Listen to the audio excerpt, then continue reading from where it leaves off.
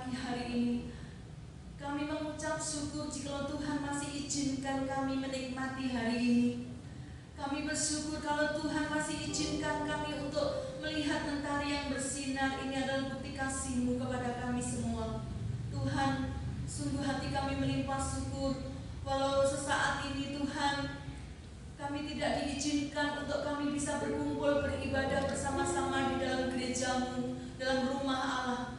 Tetapi kami boleh Tuhan bersama-sama menghadap hadirat-Mu, menikmati hadirat Tuhan. Jikalau Tuhan virus corona COVID-19 ini diizinkan untuk menutup gereja-gereja Tuhan, tetapi Tuhan itu tidak sanggup untuk menutup hati kami menyembah Engkau, tidak sanggup menutup mulut kami untuk memuji Engkau. Tuhan, kalau kami diizinkan untuk kami tidak bisa bertatap muka langsung bersama jemaat Tuhan, berkumpul di gereja Tuhan, tetapi kami boleh tinggal di dalam hadirat Tuhan. Kami boleh bersatu di dalam hadirat-Mu bersama-sama memuji dan menyembah Engkau, menikmati hadirat-Mu, menikmati firman-Mu. Terima kasih buat kesempatan yang Tuhan masih anugerahkan kepada kami, dan kami percaya Bapa, perlindungan-Mu Tuhan. Oh Tuhan, oh Tuhan, terima kasih buat perlindungan-Mu, buat penyertaan-Mu bagi kami seluruh jemaat-Mu, khususnya GPPS Philadelphia. Kami percaya Tuhan, perlindungan-Mu dan penyertaan-Mu terus menyertai dalam setiap langkah kehidupan kami Bapa. Terima kasih Tuhan, terima kasih Tuhan, dan kami percaya Roh Allah yang besar itu tinggal di dalam hati kami, yang terus-menerus akan memimpin setiap langkah kehidupan kami, untuk kami terus-menerus hidup berkenan di hadirat-Mu Bapa. Kami berdoa Tuhan buat bangsa dan negara kami. Kami percaya oh penyertaan-Mu, perlindungan-Mu akan terus Tuhan. Bahkan kami berdoa buat oh Bapa, oh Tuhan, bencana yang Tuhan izinkan terjadi di bangsa kami ini Tuhan, dan kami percaya Engkau punya rencana yang indah. Dan pada saat ini kami umat-Mu Tuhan, orang-orang yang percaya tetap bisa bersyukur kepada Engkau, dan kami percaya pada waktunya Tuhan Engkau akan singkirkan, Engkau akan patahkan, putuskan COVID-19 ini dari negeri kami Indonesia ini dan dari muka bumi ini. Terima kasih Tuhan, terima kasih buat kasih karunia-Mu dan penyertaan-Mu yang terus memimpin dalam setiap langkah kehidupan kami. Kami menyerahkan Tuhan jalannya acara ibadah Tuhan pada pagi hari ini dalam pimpinan dan kuasa-Mu. Di dalam nama Tuhan kami Yesus Kristus, Gembala kami yang angkuh, kami mulai ibadah kami pada pagi ini. Haleluya, amin. Haleluya. Biarlah kita mau memuliakan demikian nama Tuhan yang sudah berkarya untuk kita. Kita sambut hadirat Allah. Kita sambut Sang Raja yang sudah mati untuk kita. Dia sudah berkorban untuk kita. Layaklah kalau kita menyembah dan memuliakan Tuhan.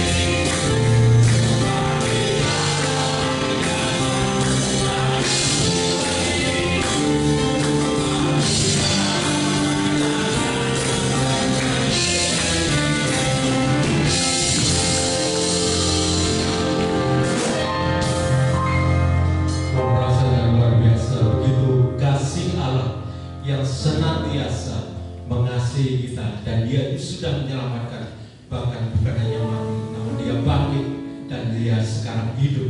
Sebab kita senantiasa memuliakan. Tiba saatnya kita mau menikmati firman Tuhan yang luar biasa. Kita akan mempersiapkan diri kita, kita akan mempersiapkan hati kita supaya Tuhan Allah masuk dan tinggal. Haleluya.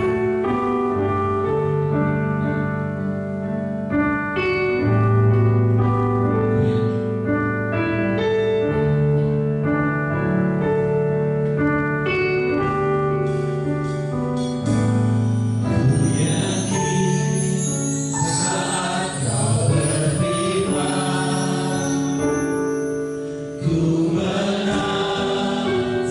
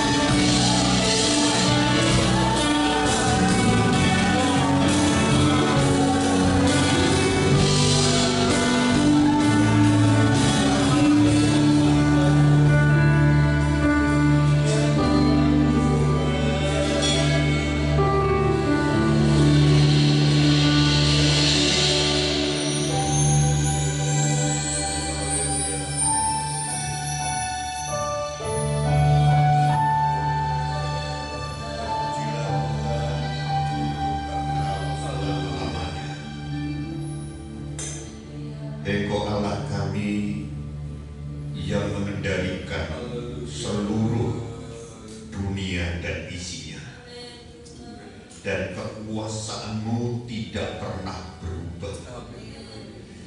Engkau Allah yang maha kuasa, Engkau Allah yang maha kasih, Engkau Allah yang maha baik.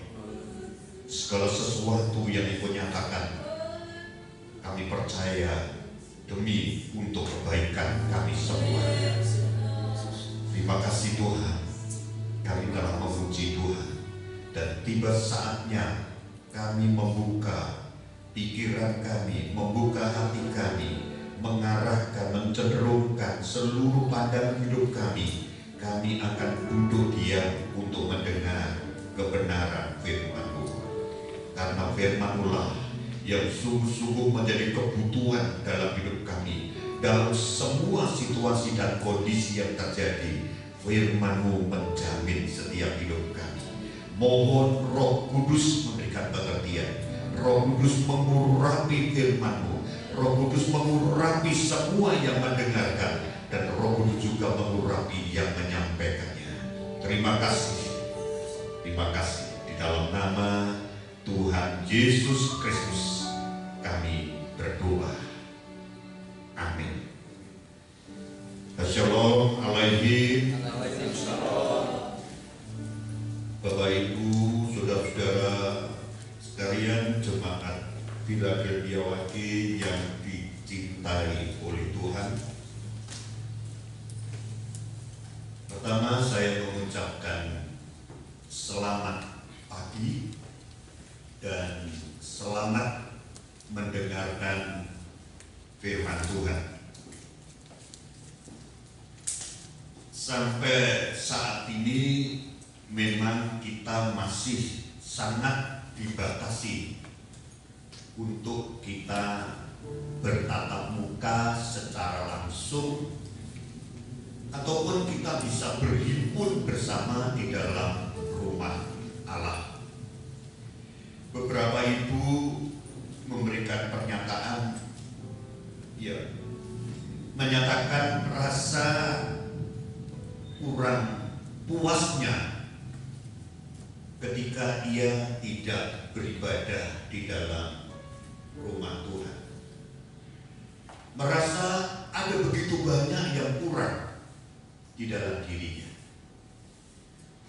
Ya, saya juga sangat memahami apa yang sebagian jemaat memikirkan, karena sudah merupakan suatu hal yang terus menerus setiap minggu setidaknya kita beribadah dalam rumah Tuhan.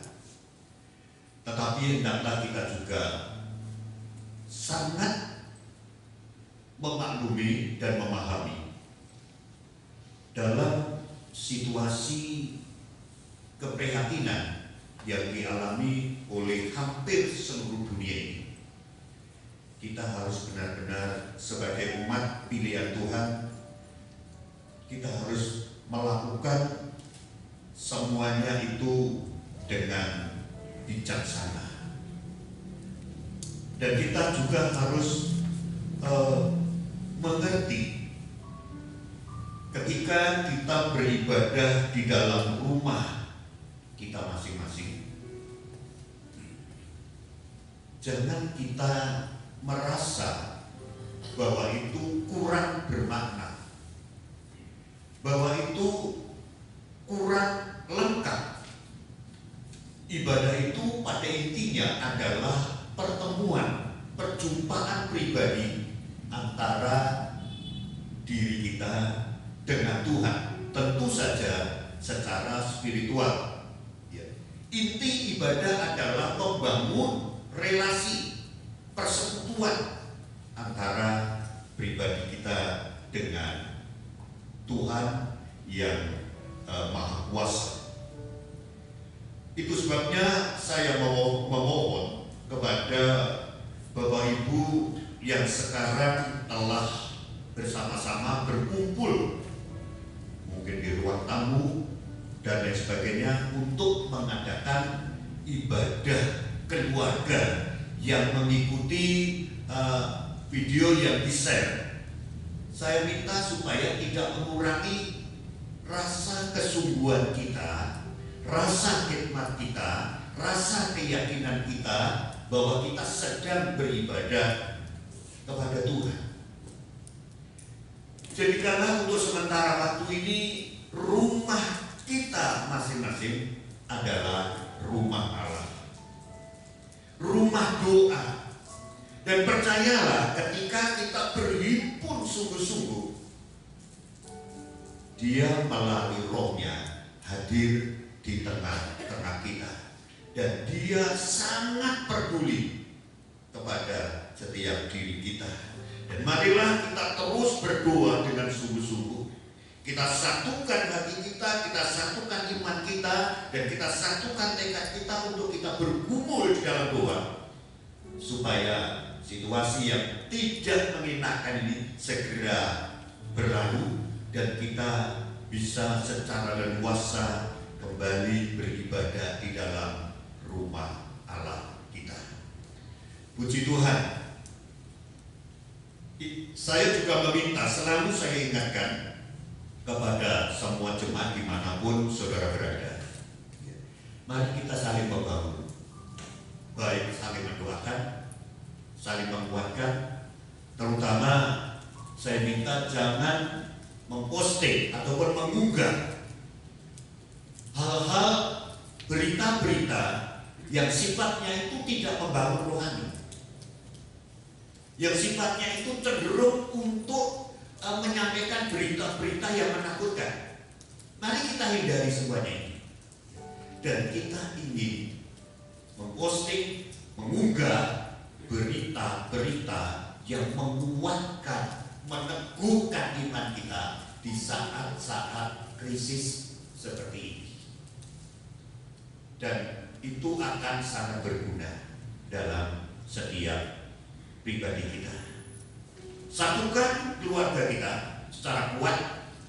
Ini saatnya untuk membangun relasi yang kuat antar suami istri, orang tua anak, seluruh isi keluarga. Dan ini saatnya yang paling tepat, momentum yang paling tepat seluruh keluarga kita untuk membangun hubungan kita secara bersama-sama dalam keluarga kepada Tuhan, dengan Tuhan. Ya, puji Tuhan. Itu aja yang dapat saya sampaikan. Mari kita bersama-sama membuka Alkitab kita. Saya ambil satu teks dari Perjanjian Lama sebagai ayat dasar kita dari kitab Mika pasal yang ke-6, Nabi kecil. Mika pasal yang ke-6. Saya bacakan pada ayat yang ke-8. Demikian saya bacakan bunyi firman Tuhan. Hai manusia, telah diberitahukan kepadamu apa yang baik dan apakah yang dituntut Tuhan daripadamu, selain berlaku adil, mencintai kesetiaan, dan hidup dengan rendah hati di hadapan Allahmu. Dalam teks ini ada 3 pokok, yaitu mengenai keadilan, kesetiaan, kemudian kerendahan hati. Namun saya akan membawa renungan, ambil saya tema pada ayat bagian yang tengah, yaitu membangun kesetiaan. Jadi judul firman Tuhan pagi hari ini adalah membangun kesetiaan. Saudara, setia itu kalau kita membaca dalam kamus besar bahasa Indonesia, di sana diterangkan tulus. Ya.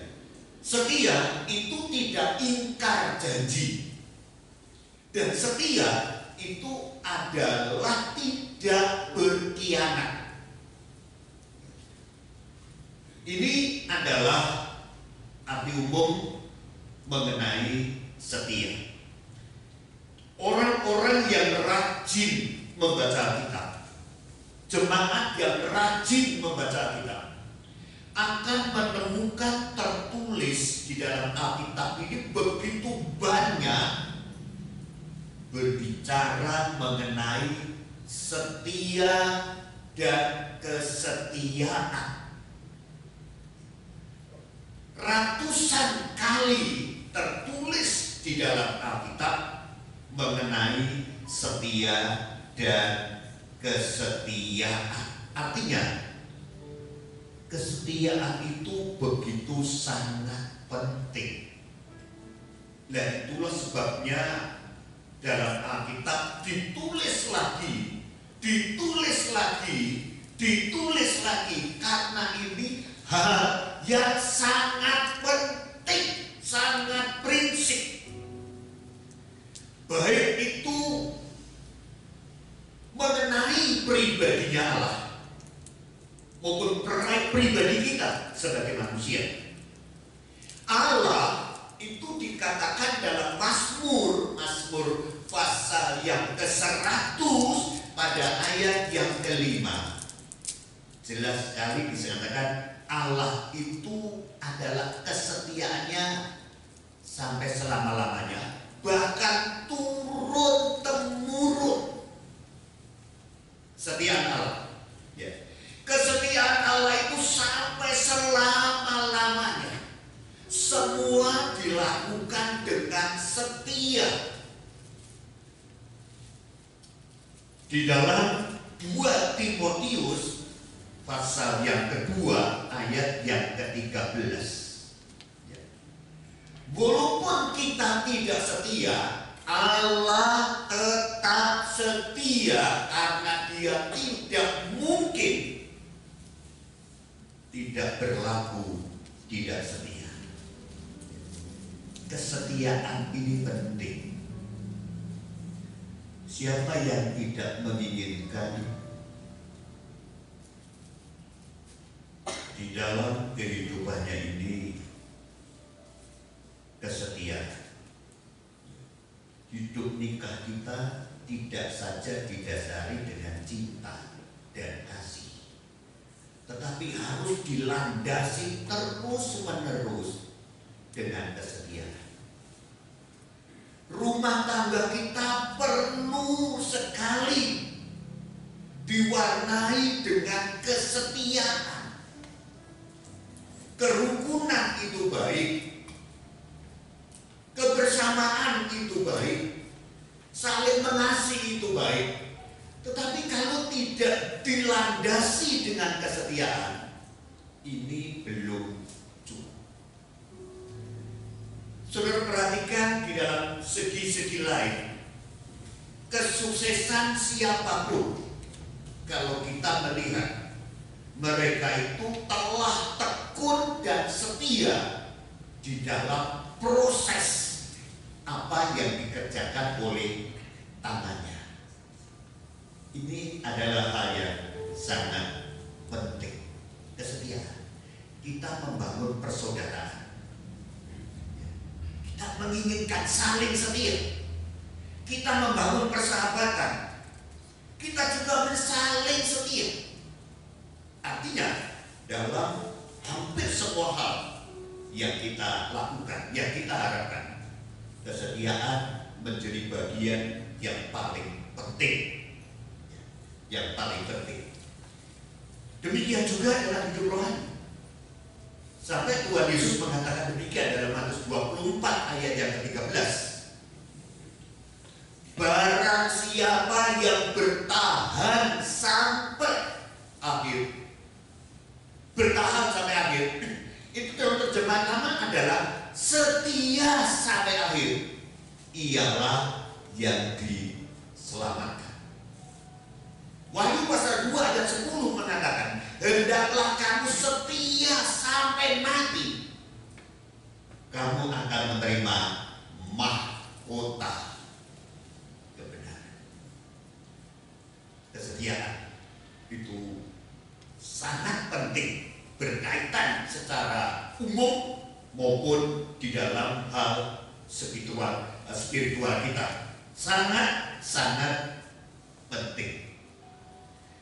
Tetapi saudara-saudara sekalian, ketika kita mengamati dengan baik, kita jarang, bukan tidak ada, artinya belum banyak orang yang benar-benar hidup di dalam kesetiaan. Saya ingin membacakan satu ayat yang diucapkan oleh seorang raja yang dianugerahi hikmat melebihi dari hikmat siapapun pada zamannya, dalam Amsal pasal yang ke-20. Amsal pasal 20 pada ayat yang ke-6. Demikian saya bacakan firman Tuhan. Banyak orang menyebut diri baik hati, tetapi orang yang setia, siapakah menemukannya? Banyak orang menyebut diri baik hati, banyak orang yang baik hati, tapi kalau baik hati itu hanya untuk sementara waktu, apa manfaatnya? Saudara, banyak orang hidupnya itu rajin, kerja keras, tapi kalau dia tidak mempertahankan kerja kerasnya dengan baik, apa manfaatnya? Banyak orang jujur, tapi kalau kejujuran tidak konsisten, apa hasilnya?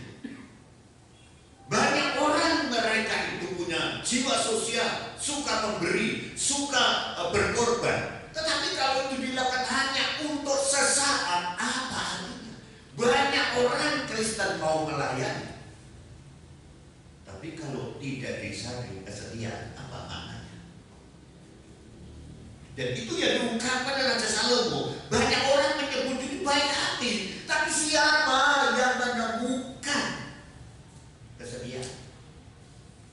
Ternyata kesetiaan itu jarang kita jumpai, jarang dimiliki oleh banyak orang. Saya akan berikan satu cerita. Cerita ini mungkin cerita tidak berbobot, ya, tidak yang cerita yang mungkin tidak terlalu penting, tapi ini memang kejadian sungguh-sungguh di salah satu keluarga, di salah satu negara. Kehidupan dalam satu keluarga itu terdiri dari suami istri.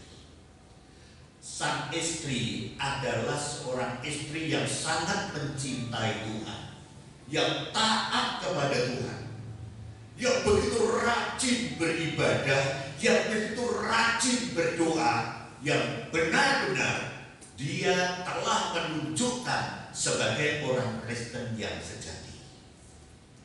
Tetapi suaminya ini adalah, walaupun dia menyebut orang Kristen, tapi tidak pernah ke gereja. Dia mabuk, dia melakukan banyak hal. Dan istrinya ini adalah seorang istri yang begitu setia. Dia berdoa terus menerus sampai bertahun-tahun dia lakukan. Dia mohon kepada Tuhan, tapi ternyata suaminya juga belum mengalami perubahan apa-apa.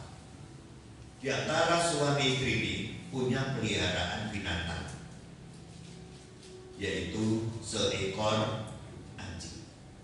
Kita tahu kan, anjing itu adalah begitu setianya terhadap tuannya. Tapi anjing ini punya satu kebiasaan yang beda dengan kebanyakan anjing-anjing. Kenapa? Setiap hari Minggu, ibu ini berangkat ke gereja. Anjing ini sudah menunggu di depan rumah, mengikuti nyonya ini pergi ke gereja, dan dia duduk di sampingnya sampai ibadah selesai. Itu dilakukan dari minggu, bulan, bertahun-tahun, selalu mendampingi ibu ini, nyonya ini ke gereja. Tidak pernah dia tidak mendampingi. Setelah berjalan lama,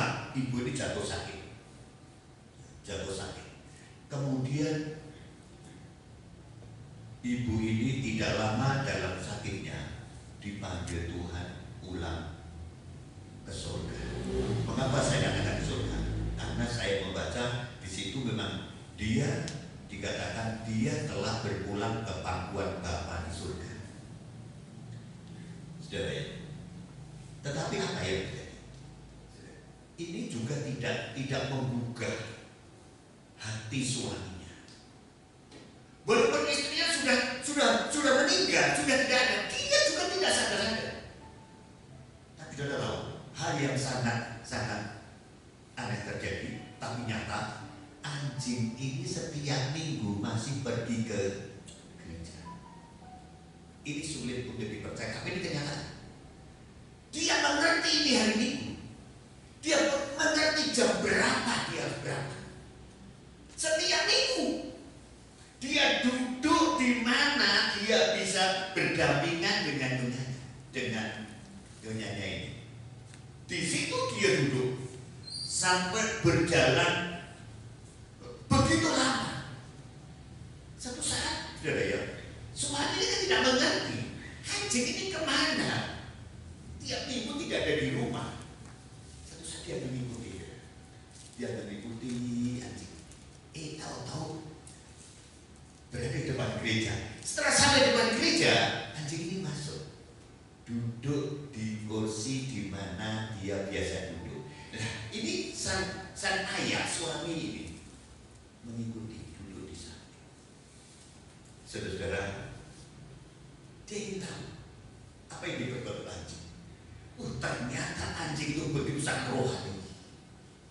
Begitu sangat rohani. Dia tidak pernah pindah dari tempatnya itu, dari duduknya sebelum selesai ibadah. Kita kadang-kadang belum bisa seperti itu, kadang-kadang belum bisa seperti itu. Anjing. Kemudian minggu datang lagi, si suami ini udah ikut lagi. Dia tahu, lama-lama firman Tuhan bicara kepadanya. Dia menjadi suami, menjadi seorang laki-laki yang sungguh-sungguh percaya kepada Tuhan dan begitu takut. Artinya apa di sini, saudara? Dari cerita ini saya ambil untuk kesimpulan, anjing bisa menyelamatkan manusia karena apa? Kesetiaannya. Masa kita tidak bisa menyelamatkan keluarga kita? Seekor anjing kita bisa menyelamatkan. Saudara, ini hal yang luar biasa. Kesetiaan itu percayalah akan membuahkan hal-hal yang manis, hal-hal yang indah di dalam Tuhan. Ya, namun saudara ya, sekali lagi kesetiaan itu jarang dimiliki. Jarang dimiliki. Ya, orang kan mudah sekali mengatakan, orang Kristen dengan mudah mengatakan, saya tidak akan pernah saya meninggalkan Tuhan. Ya. Saya akan tetap setia, saya akan rajin berdoa, saya akan tetap taat, dan saya ingin terus seumur hidup saya ingin bersama dengan Tuhan. Itu diucapkan tidak dengan main-main. Bukan gurau, tapi dengan ketulusan hatinya. Dia ingin menjadi orang yang setia, dia menjadi orang yang sungguh-sungguh. Diucapkan dengan tulus. Dia ingin menjadi orang yang sudah benar-benar setia. Diucapkan mungkin dengan iman, tetapi bagaimana mudahnya untuk mengucapkannya. Saya kira memang tidak ada orang Kristen yang sengaja untuk meninggalkan Tuhan. Tidak ada orang Kristen yang sengaja untuk murtad. Semuanya ingin setia. Saya membacakan, saudara ya, begitu mudahnya orang untuk mengucapkan sesuatu, tetapi ternyata kesetiaan itu tidak hanya cukup dengan semangat, cukup dengan ucapan, ya, cukup dengan satu niat, tetapi kesetiaan itu memang harus dibuktikan.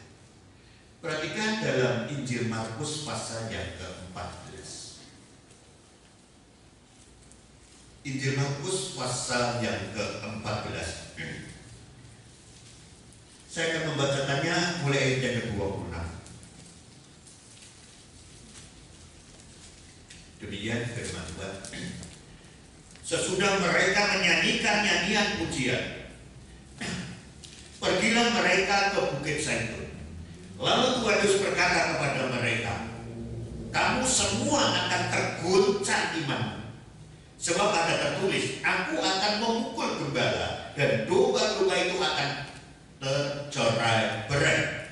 Tetapi sesudah aku bangkit, aku akan mendahului kamu ke Galilea. Kata Petrus kepadanya, biarpun mereka semua terguncang imannya, aku tidak.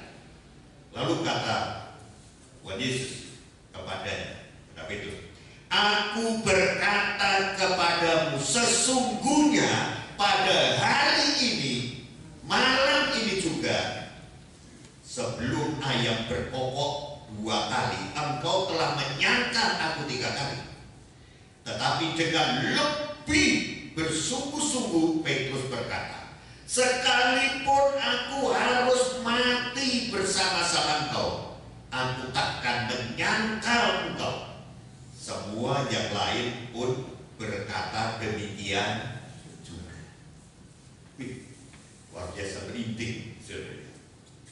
Ini semangat, ini ucapan, ini pengakuan, saudara ya, yang tidak tanggung-tanggung, janji yang tidak tanggung-tanggung. Ya dapat Tuhan. Terutama Petrus, dia katakan, biar semua mereka tergoncang imannya, aku tidak. Mereka semua boleh tergoncang imannya, tetapi aku tidak. Dan ternyata Petrus malah meyakinkan Tuhan, sekalipun aku harus mati bersama-sama engkau, aku takkan menyangkal engkau. Dia mau mati, dia mau mengalami apa saja untuk Tuhan, untuk membuktikan kesetiaannya, untuk membuktikan loyalitasnya kepada gurunya, untuk membuktikan baktinya kepada Tuhannya. Dia begitu bersemangat, berhati-hati dalam ucapannya. Bahkan dia mau mati bersama-sama dengan Tuhan.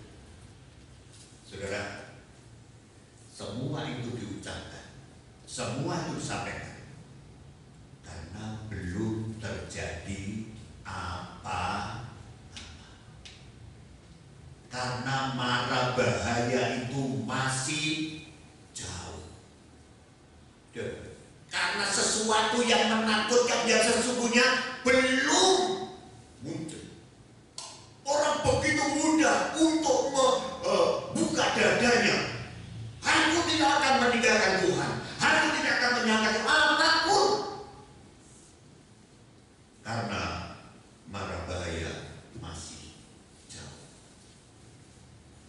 Kondisinya masih kondusif, semuanya aman, semuanya baik, semuanya lancar, dan tidak kekurangan apa-apa. Dengan mudah orang bisa mengatakan seperti itu. Tapi bagaimana kalau tadi perubahan suasana, perubahan peristiwa, kejadian-kejadian berubah? Apakah kita masih berpegang teguh untuk tidak tergoncang iman kita? Untuk tidak tergoncang keyakinan kita? Apakah kita mau memberikan pernyataan semula itu? Kita masih ingat segala kita bahwa aku mau mati bersama-sama dengan Tuhan. Saya teringat di tahun 1997 peristiwa yang menimpa orang-orang percaya, saudara-saudara kita seiman. Itu adalah peristiwa yang sangat-sangat mengerikan. Bahkan sebelum peristiwa tiba, ada desas-desus berita yang disampaikan. Ada beberapa pemimpin Kristen, tokoh-tokoh Kristen yang masuk blacklist, daftar hitam, yang tujuannya akan dibunuh. Mulai timbul juga reaksi. Wah, saya lebih baik yang nomor 1.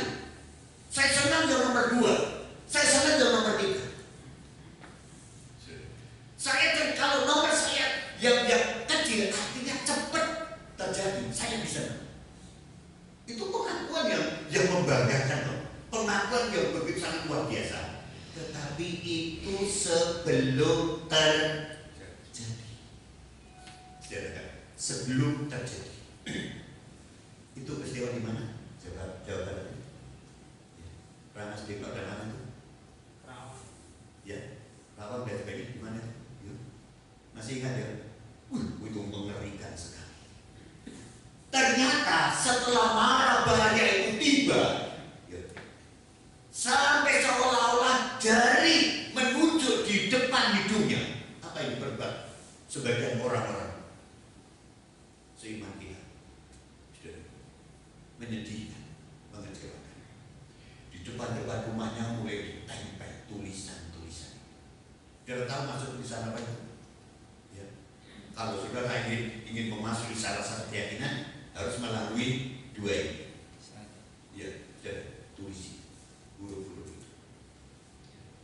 Tapi yang mengesankan, ada satu keluarga yang anaknya, anak gadisnya baru 20 tahun. 20 tahun. Dia sudah diajak oleh bapaknya siap-siap untuk dia lari secepat-cepatnya. Tapi gadis mengatakan, tidak Pak, kita tidak boleh melakukan sesuatu sebelum kita berdoa mohon pimpinan dari Tuhan. Walaupun sebenarnya sudah resah sekali situasi itu sudah begitu sangat menakutkan. Tapi gadis mengajak mamanya mengajak keluarga untuk berdoa, menjerit, berseru kepada Tuhan. Kemudian rumah sudah dikepung sedemikian rupa. Rumah dikepung seolah-olah Tuhan berbicara kepadanya. Kabar meninggalkan tempat ini. Tanpa ada komando, satu persatu dia lari dengan cepat tanpa membawa apa-apa. Beberapa menit kemudian rumah itu dibakar sampai habis. Dan jawaban Tuhan tidak selalu mujizat terjadi, tetapi jawaban Tuhan ingin menyelamatkan orang itu. Kemudian dia nggak tahu, dia lari mau kemana, dia tidak bawa pakaian dia dikenakan. Satu saat dia sampai kepada rumah yang agak jauh dari rumahnya. Dia melihat rumah sudah terbakar, sudah api sudah membara sedemikian rupa. Dia ingin masuk ke salah satu keluarga, bukan keluarga hubungan kekeluargaan, tetapi punya hubungan baik. Dia masuk sana. Pada dia orang baik sekali, hubungan begitu kayak keluarga sendiri, tapi ditolak. Saya minta maaf. Kali ini saya minta maaf, saya tidak berani untuk menampung saudara sekeluarga. Jangan-jangan rumah saya juga akan ikut dibakar. Dia pergi lari ke tempat lain yang masih sepi, yang belum terancam dengan semuanya. Tidak tahu mau kemana. Tidak tahu apa yang dia perbuat. Dia lari dengan keluarga. Satu saat kemudian dia sampai di depan rumah. Saudara, yang selesai dibangun. Rumah cukup besar, selesai dibangun. Saudara. Kemudian seorang bapak pemilik rumah mengatakan, "Hei Pak, masuk ke rumah ini, masuk ke rumahku." Dia ceritakan semuanya. Apa yang terjadi? Bapak yang mengatakan, rumah ini memang semua sudah selesai kami bangun. Saya akan menempati dalam 2 minggu mendatang. Tetapi karena saudara ini sangat membutuhkan, tempatilah rumah ini sampai kamu nanti bisa memperbaiki, membangun rumahmu lagi. Kalau rumah ini tidak kemana, saudara, dia bisa menempati rumah itu dan sampai benar-benar semuanya selesai. Apa yang dapat kita ambil nilai dari gadis dan keluarga ini, kesetiaan. Tidak perlu menyangkal Tuhan. Saya mengharapkan kepada saudara-saudara untuk tidak kendor hubungan kita dengan Tuhan, tidak kendor doa kita kepada Tuhan, tidak kendor semangat ibadah kita kepada Tuhan, tidak kendor untuk kita baca firman Tuhan, walaupun secara mata kita jauh dari mata kita, dari tatapan mata kita, tapi jangan kita jauh dari hati kita. Ya, terutama kita harus semakin dekat dengan Tuhan. Begitu gampangnya, sesuatu yang belum terjadi, begitu mudahnya orang bisa berkelakar mengatakan, wah luar biasa. Tetapi setelah terjadi, bukankah iman itu harus dibuktikan? Kesetiaan itu harus dibuktikan. Kesetiaan harus dibuktikan. Coba berarti baca satu ayat ini dalam 1 Petrus pasal pertama. Surat 1 Petrus pasal pertama. Kita akan memperhatikan ayat yang ke-6, 1 Petrus pasal pertama, ayat yang ke-6 dan ayat yang ke-7. Berbahagialah akan bergembiralah akan hal itu, sekalipun sekarang ini kamu seketika harus berdukacita oleh berbagai-bagai pencobaan. Maksud semuanya itu ialah untuk membuktikan kemurnian imanmu yang jauh lebih tinggi nilainya daripada emas yang fana, yang diuji kemurniannya dengan api, sehingga kamu memperoleh puji-pujian dan kemuliaan dan kehormatan pada hari Yesus Kristus menyatakan dirinya. Puji Tuhan. Kesetiaan harus dibuktikan dengan cara apa? Dengan cara memasuki ujian. Ujiannya di sini adalah ujian api, api penderitaan, api kesengsaraan. Lah disinilah membuktikan, disinilah sebagai satu ujian apa dia benar-benar emas yang murni, atau dia memang emas yang hanya sepuan saja, ya, hanya lapisan luar saja. Api itulah yang membuktikan,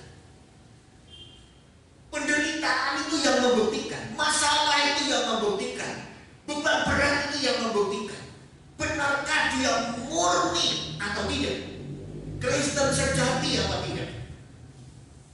Karena sudah ya, kesetiaan harus dibuktikan melalui ujian. Ujian itu bermacam-macam, sudah ya. Mungkin fitnah, ya, mungkin mengalami masalah, mungkin mengalami kekurangan, mengalami sakit, dan mengalami banyak hal, mungkin mengalami suasana seperti sekarang ini. Semuanya adalah bisa dikategorikan adalah ujian untuk setiap kehidupan kita. Ketika kita bisa bertahan, kita mendapat pujian, kita mendapat kemuliaan, dan kita mendapatkan kehormatan. Saya akan menyampaikan 2 pokok saja dalam firman Tuhan pagi hari ini. Yang pertama, penyebab kegagalan orang tidak setia. Kemudian yang kedua, makna daripada kesetiaan. Sekarang marilah kita renungkan bersama penyebab kegagalan orang tidak bisa setia. Kita kembali kepada apa yang disampaikan oleh Petrus tadi, saudara ya. Kalau kita mengamati dengan baik, kita mendapatkan jawaban dari sana ya. Jawaban ayat-ayat yang sudah saya bacakan tadi, saudara. Disinilah yang pertama, penyebab kegagalan itu mereka tidak menghargai perkataan Tuhan Yesus. Tuhan sudah mengatakan keluar dari mulutnya sendiri, kamu akan tergoncang imanmu, cuma gembala akan dipukul.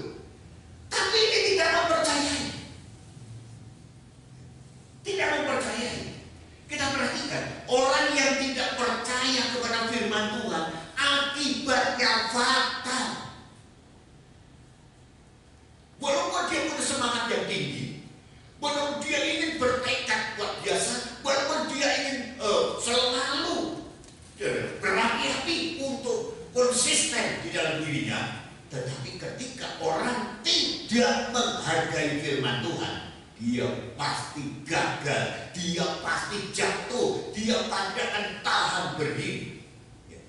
Oh, Tuhan mengatakan gak dipercaya. Dalam kitab Ulangan, coba ini kita lihat dalam bentuk kegagalan karena tidak percaya kepada firman Tuhan. Kitab Ulangan pasal pertama, saya kaitkan dari saya ambil contoh dari perjanjian lama ini. Ya, Ulangan pasal pertama, ayat yang ke-43. Ayat saya cuma aja ayat 43 Ulangan pasal pertama. Dan aku berbicara kepadamu, tetapi kamu tidak mendengarkan. Mendengar tapi tidak mendengarkan. Kamu menentang titah Tuhan. Kamu berlaku terlalu berani dan maju ke arah pegunungan. Sudah perhatikan di sini, orang-orang Israel telah menerima firman Tuhan yang disampaikan lewat Musa. Ya, jangan maju. Ingat, kali ini jangan maju. Sebab Tuhan tidak tengah-tengah. Itu disampaikan. Tetapi mereka tidak peduli firman Tuhan. Mereka tidak mempercayai firman Tuhan. Dan mereka bertindak dengan caranya sendiri. Sehingga Tuhan firman Tuhan mengatakan, kamu menentang titah Tuhan. Kamu berlaku terlalu berani. Berapa banyak orang-orang Kristen mereka menentang firman Tuhan karena ketidaktaatannya secara sengaja. Berapa banyak orang-orang Kristen yang mereka benar-benar menentang firman Tuhan dengan sengaja. Tuhan katakan terlalu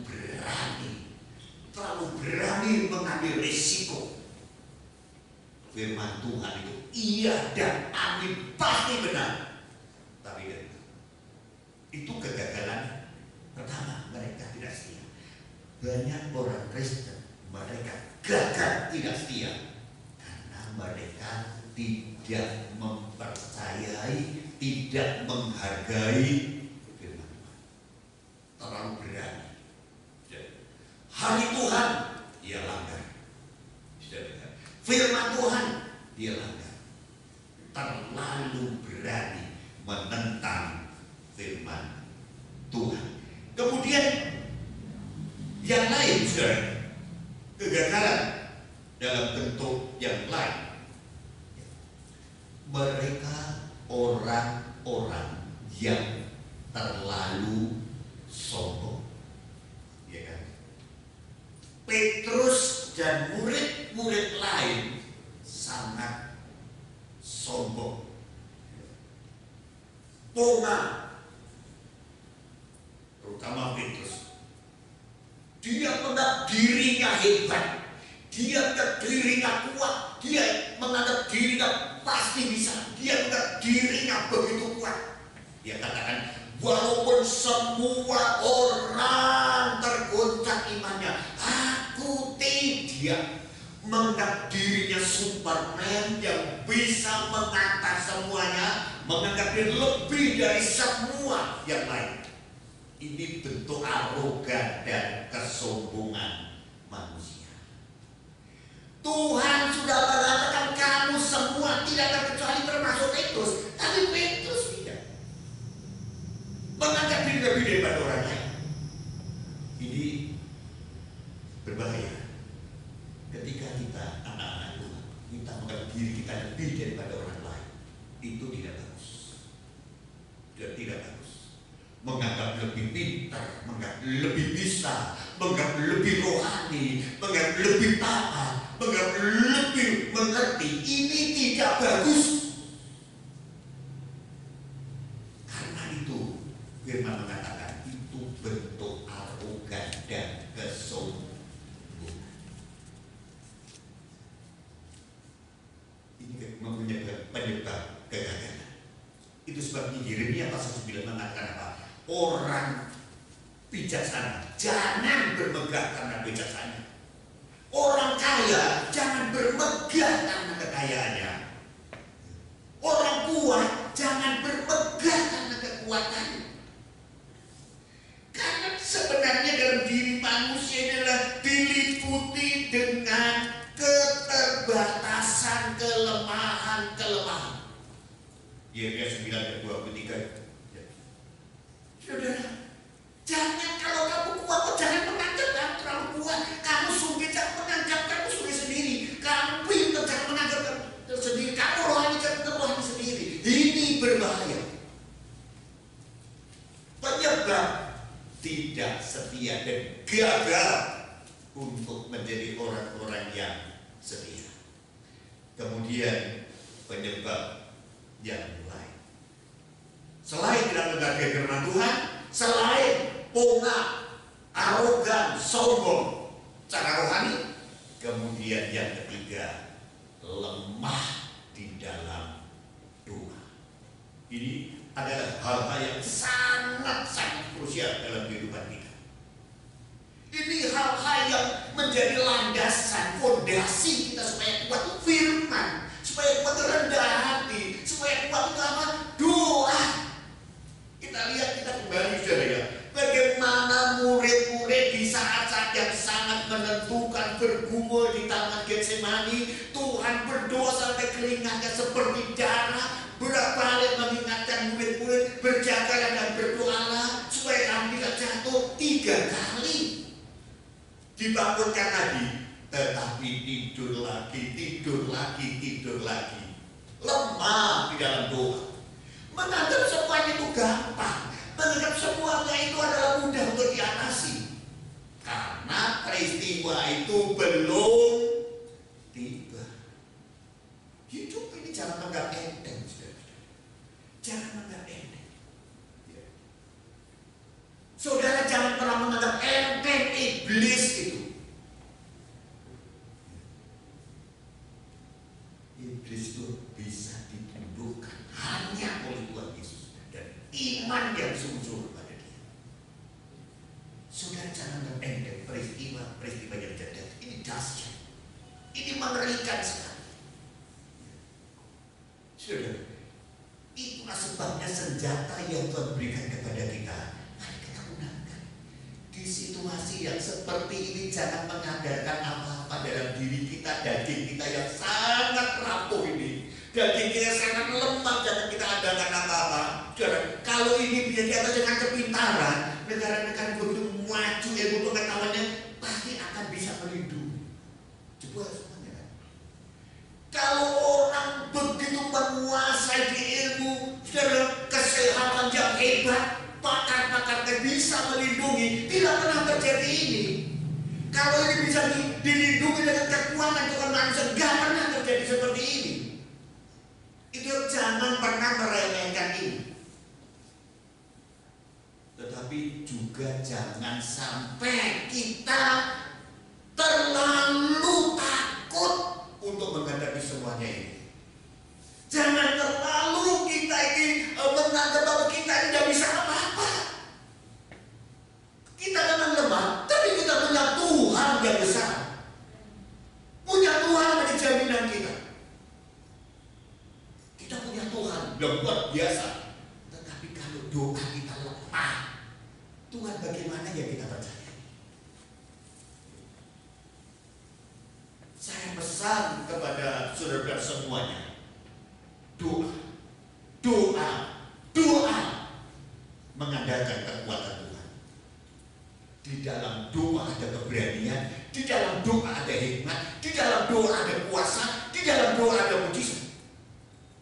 Karena doa pada hakikatnya bersandar sepenuh kepada Tuhan. Murid-murid telah gagal. Akhirnya bersama-sama mereka menyangkal Tuhan.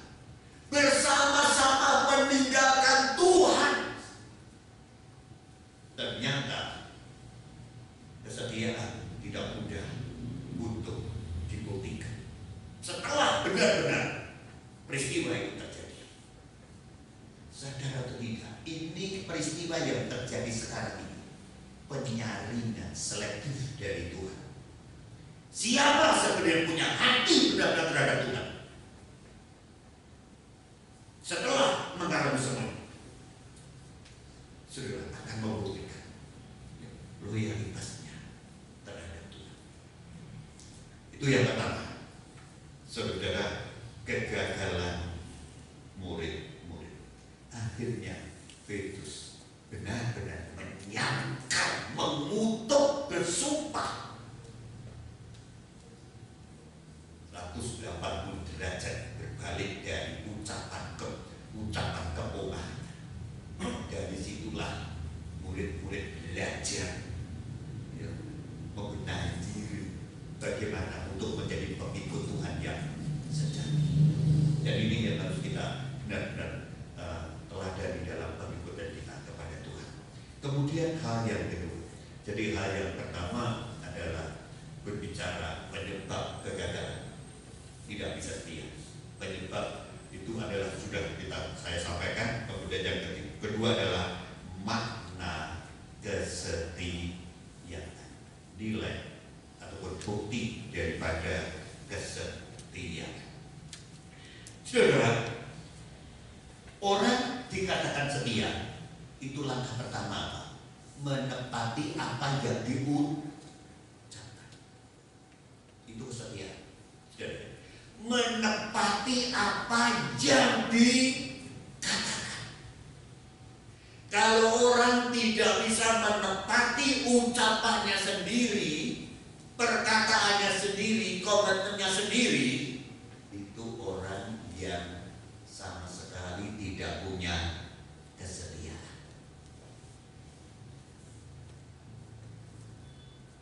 Di dalam Alkitab, tidak usah saya bacakan, Allah itu begitu konsisten dengan apa yang diucapkannya, apa yang dia katakan. Dalam bilangan pasal yang ke-23 ayat 19, Allah itu bukan manusia sehingga berdosa. Bukan manusia sehingga berdosa. Masakan aku yang sudah berkata, aku yang beriman, tidak kami genapi. Allah selalu menggenapi apa yang dia katakan, apa yang dia ucapkan, apa yang dia sampaikan.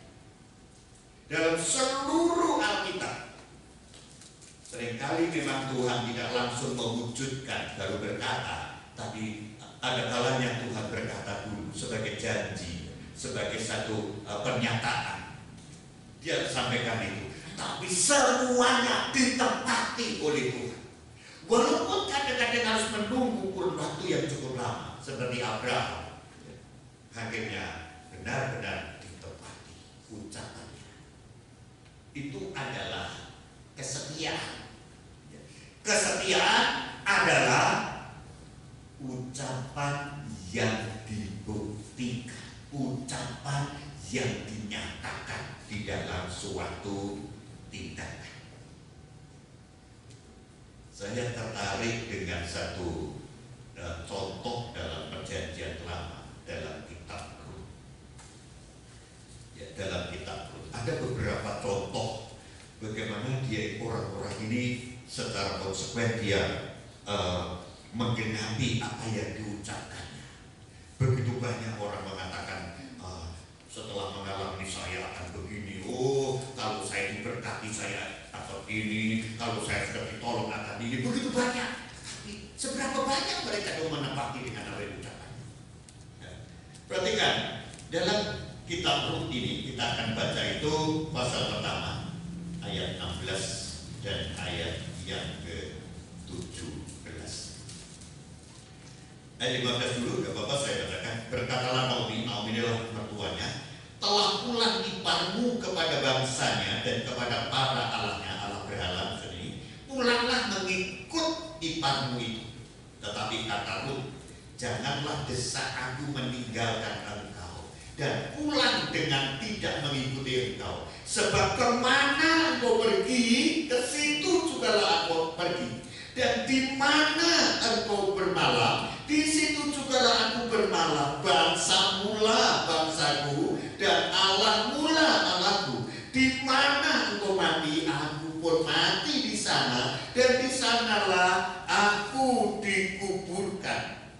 Beginilah kiranya Tuhan menghukum aku, bahkan lebih lagi daripada itu, jikalau sesuatu apapun memisahkan aku dari engkau selain daripada maut. Luar biasa. Ini diucapkan di tengah-tengah penderitaan, kesengsaraan, perjalanan hidup yang sangat susah. Rut beda dengan Orpa. Sudah sama-sama menantunya Naomi. Tapi ketika Orpa melihat suaminya sudah meninggal dan si Naomi seorang janda yang tidak punya apa-apa, hidupnya susah, hidupnya tidak miskin dan tidak punya masa depan apa-apa, sudah tua, lebih berbalik ke Moab lagi. Tidak setia. Sudah lihat? Tidak setia. Orpa berjalan separuh, balik lagi. Tidak terus ke Bethlehem. Rut tidak. Malah disuruh oleh Naomi, ayo pulanglah kamu ke negerimu, pulanglah kepada orang tuamu, pulanglah ke rumahmu. Apa yang kamu harapkan dari aku ini? Aku sudah tua, masa aku akan kawin lagi dan aku akan mengandung punya anak, kemudian kamu mau menunggu itu? Ini situasi yang tidak gampang, situasi yang benar-benar sulit untuk seorang perempuan muda yang sangat cantik. Dan muda, inilah jiwa kesetiaan. Inilah makna kesetiaan. Kesetiaan itu hanya berani menghadapi penderitaan, berani mengalami susah, berani mengalami risiko, berani menanggung apapun. Karena memang untuk membuktikan kesetiaan itu, ya dengan cara itu. Dengan cara itu. Aku tidak pernah mau meninggalkan engkau. Tidak mau, tidak ada sesuatu yang bisa memisahkan aku dengan engkau. Di mana aku pergi, aku pergi. Di mana aku bermalam, aku bermalam di situ. Di mana saja aku selalu bersama dengan kamu. Di mana aku mati, aku juga mati di situ. Bangsamu itu bangsaku, Allahmu itu adalah Allahku. Segala sesuatu telah disatukan sedemikian rupa menjadi satu walaupun banyak perbedaan. Karena itu adalah suatu komitmen kesetiaan. Coba yang diharapkan dari Naomi ini apa? Apa yang diharapkan? Dia punya apa? Dia punya mas jadi beban. Saudara ya, orang yang setia tidak hanya ya, dia berlaku baik ketika semuanya ada, semuanya limpah, ya, semuanya berjalan lancar. Tapi orang yang punya jiwa kesetiaan, dia mau menjalani semua keadaan, pahit, manis, berat, ringan, susah, senang, dia mau. Karena dia memang punya jiwa kesetiaan. Dan sudah perhatikan, Rut ini dari awal dia menjadi menantu Naomi. Sampai pada hari matinya Naomi, dia tetap setia untuk menghargai mertuanya, ibu mertuanya seperti ibunya sendiri. Dan orang seperti yang diberkati Tuhan luar biasa. Orang seperti Rut inilah yang akhirnya mengalami masa depan yang gila gemilang. Bahkan keturunannya nanti, garis keturunan di silsilahnya, dia menurunkan Kristus secara membuktikan nilai kesetiaan. Seringkali kan, aduh, aku kayak sedekah. Inilah deh, betul? Ya, aku kayak ibadah. Ya, sebagaimana? Nah, disinilah ujian-ujian terjadi di dalam setiap kehidupan. Menggenapi apa yang diucapkannya itu sebuah kesetiaan. Saya lengkapi dari kitab Pengkhotbah. Pengkhotbah pasal yang ke Pengkhotbah pasal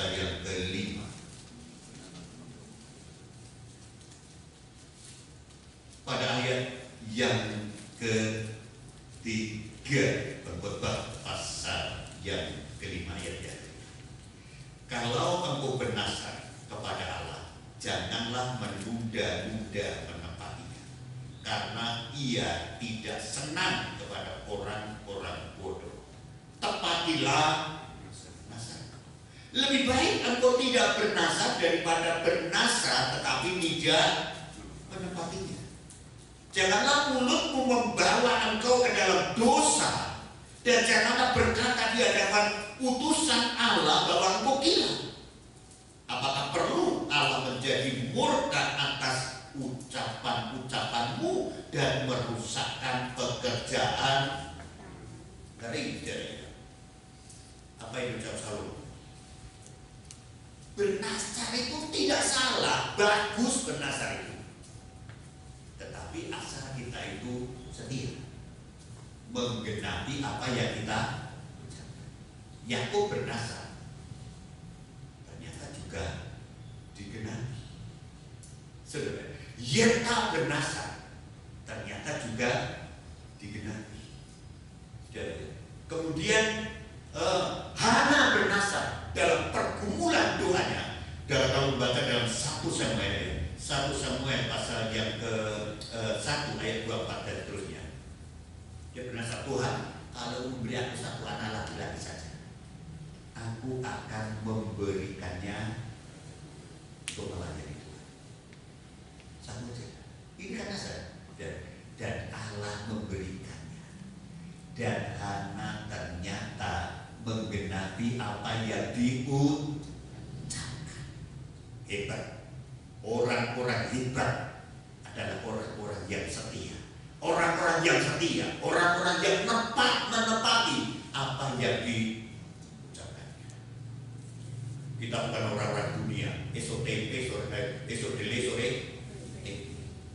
Kita orang-orang yang berpegang teguh kepada apa yang keluar dari mulut kita. Kalau iya, kalau tidak. Itu yang pertama, saudara. Jadi orang yang setia, konsisten dengan ucapannya. Kemudian hal yang kedua, makna dari kesetiaan itu adalah dari awal sampai akhir. Itu kesetiaan, ya. Mengawali, meneruskannya sampai akhir. Ini kesetiaan. Saudara, ini adalah orang yang setia itu melakukan seperti itu.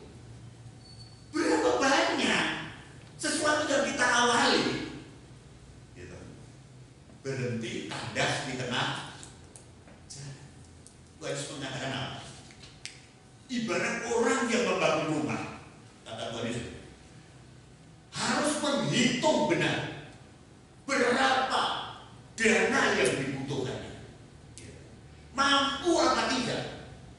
Kemudian itu mengatakan satu gambaran yang lain. Kalau kamu akan berperang menghadapi musuh, kamu harus tahu dulu kekuatan musuh sampai berapa, kekuatan sampai di mana, supaya jangan kamu membangun kemudian mangkrak di tengah jalan. Itu mempermalukan.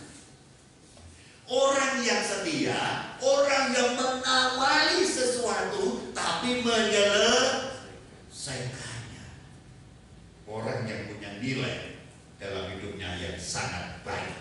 Saya bacakan satu ayat dalam Filipi pasal pertama, surat Filipi pasal pertama. Ini perlu saya bacakan.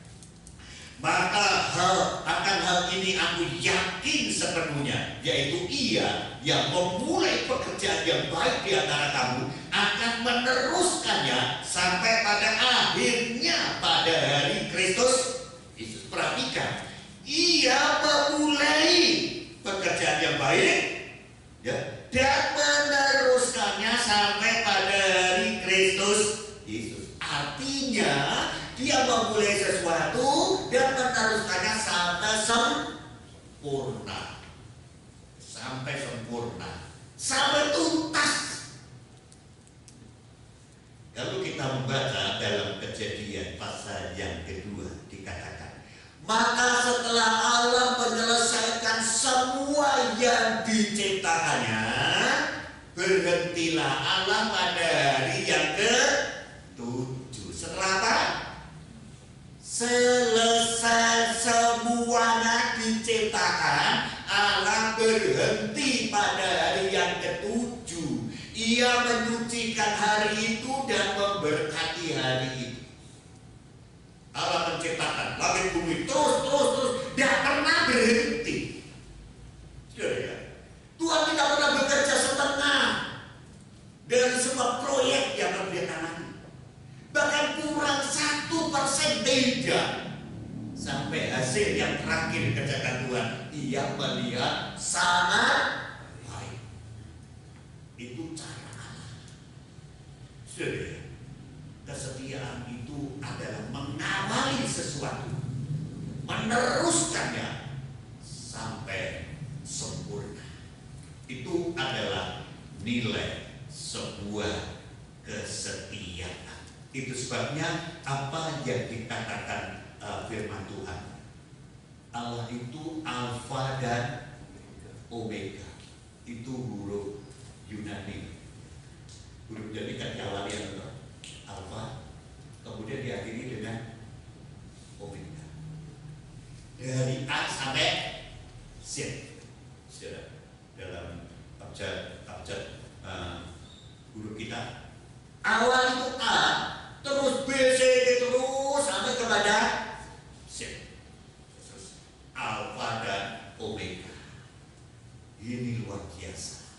Ini makna sebuah kesetiaan. Haleluya. Setia. Hana dalam Injil Lukas pasal yang kedua, dia kawin dalam rumah tangganya 7 tahun. Setelah itu dia berada dalam rumah Allah sampai umur 84 tahun. Injil Lukas pasal 2 mencatat tidak pernah meninggalkan bait Allah. Biasa. Dan orang seperti inilah pasti menerima anugerah yang terbesar, bertemu dengan pribadinya Tuhan Yesus dalam kelahiran anak. Simeon dalam pasal yang sama dikatakan ia tidak akan mati sebelum ia bertemu dengan Tuhan Yesus.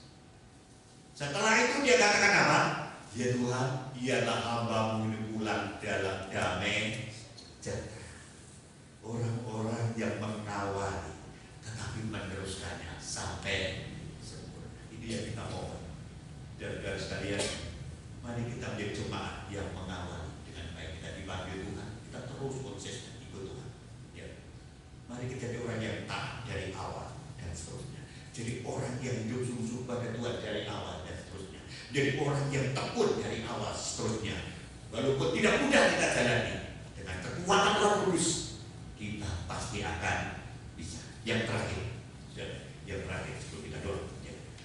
Makna kesetiaan selain menepati janjinya, mengawali sampai mengakhiri. Yang terakhir adalah orang yang disebut setia itu adalah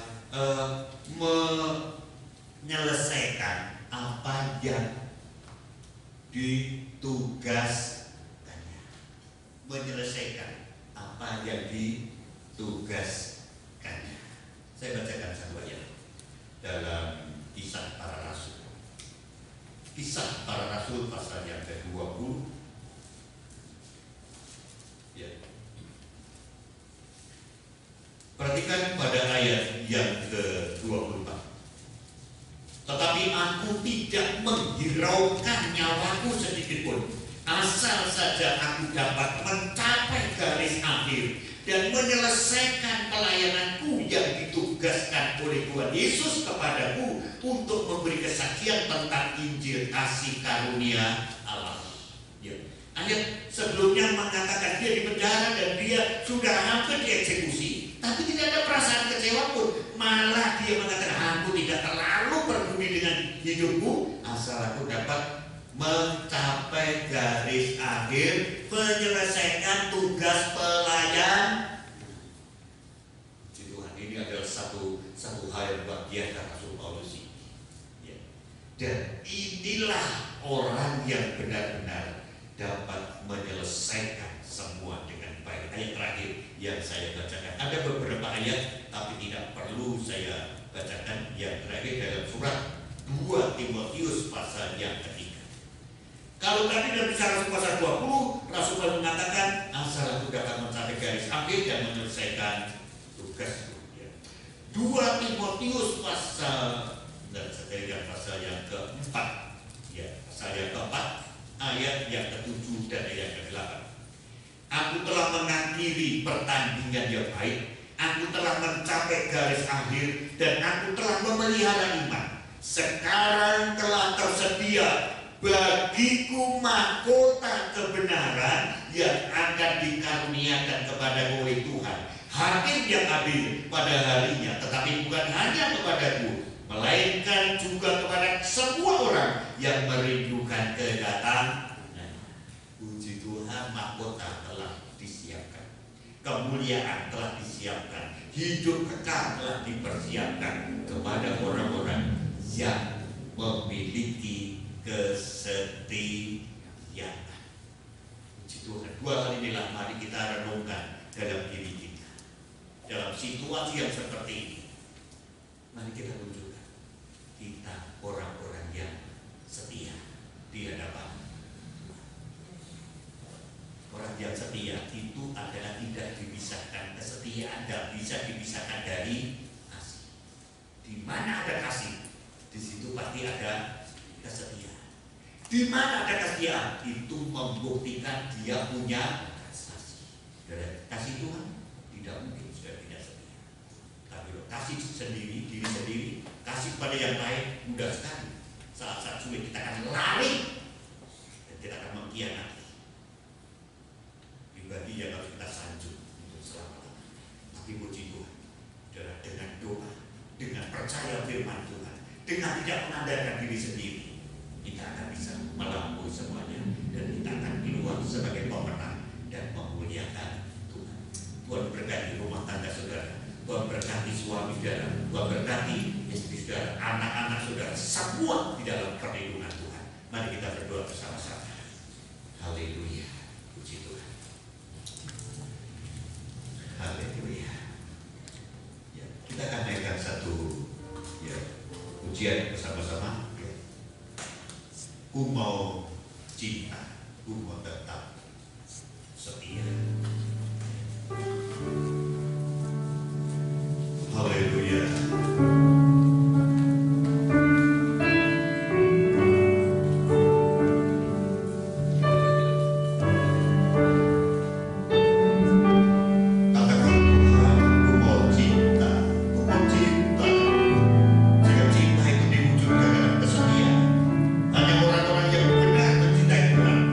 Yang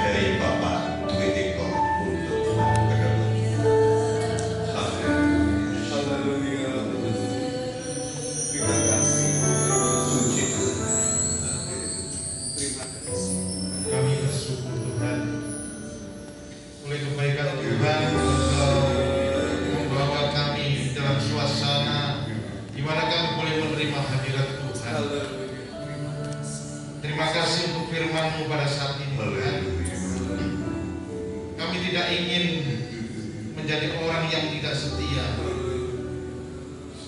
Kami ingin sesuai dengan rencana Tuhan. Dalam kesetiaan kami, untuk kami boleh terus mengikuti jejak Tuhan. Kami boleh menjadi orang-orang yang meneladani orang lain di dalam kesetiaan kami mengiring Engkau Tuhan.